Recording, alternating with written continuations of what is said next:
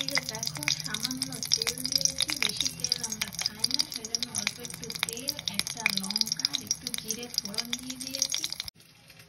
এই দেখো আজকে বানাচ্ছি হলো চিলি চিকেন। তো চিকেনটাকে এই যে ছোট ছোট করে কাটা ছিল, এগুলোকে তোমার কর্নফ্লাওয়ার আর একটা ডিম দিয়ে একটু গোলমরিচের গুঁড়ো দিয়ে এটাকে মাখিয়ে ভেজে ফেলছি। দেখো এখানে কিছুটা ভাজা হয়ে গেছে, আবার এখানে কিছুটা দিয়েছি, ভাজা চলছে।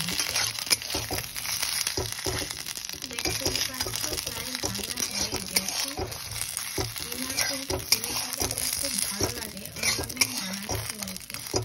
আর এখানে দেখো কেটে রেখেছি এই যে পেঁয়াজ, টমেটো, ক্যাপসিকাম। ওই একটা ক্যাপসিকাম দিয়েছি, একটা টমেটো আর একটা পেঁয়াজ, আর ছোট্ট দুটো রসুন দিয়েছি। বেশি রসুন ইনা ভালোবাসে না, সেই জন্য অল্প করে দিয়েছি। দিয়ে দেখো এগুলোকে কেটে রেখেছি, এবারে এগুলোকে ভাজতে দেবো।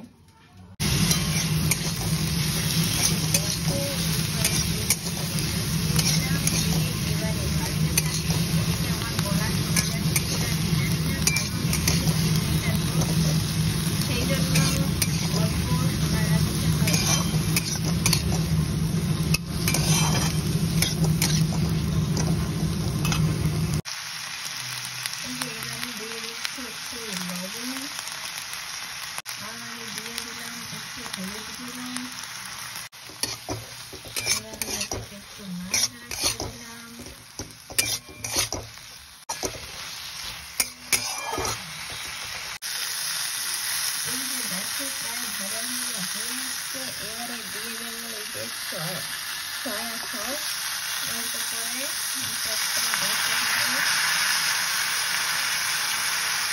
এইবারে দেবো দেখো গ্রিন চিলি সস, দেখতেই পাচ্ছ একটু দেবো।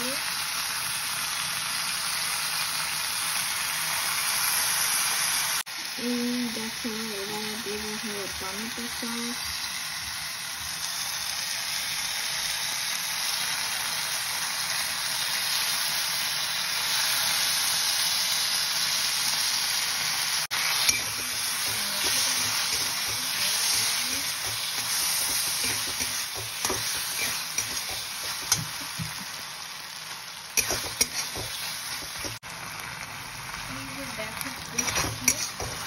এবারে চিকেনগুলোকে দিয়ে দেবো।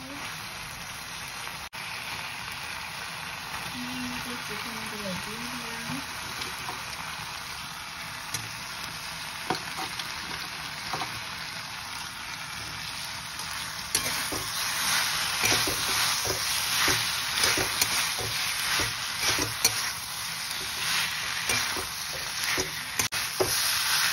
এই যে দেখো একটু মশলা খাওয়া হয়েছে, কিন্তু একটু সামান্য জল দিতে হবে।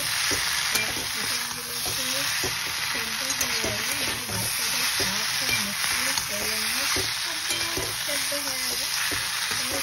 একটুখানি জল দিতে হবে। এই যে দেখো এবারে একটু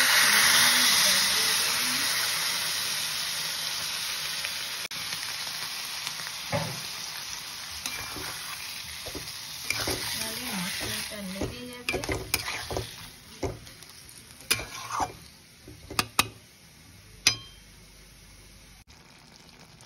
এই যে দেখো চিলি চিকেন প্রায় তৈরি হয়ে গেছে, দেখতেই পাচ্ছ ক্যাপসিকাম গুলো বেশ সেদ্ধ হয়ে গেছে, খাওয়ার সুবিধা হবে না।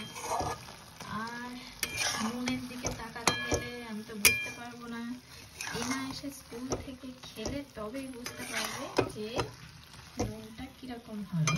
ঠিক আছে, তো আজকের মতন টাটা।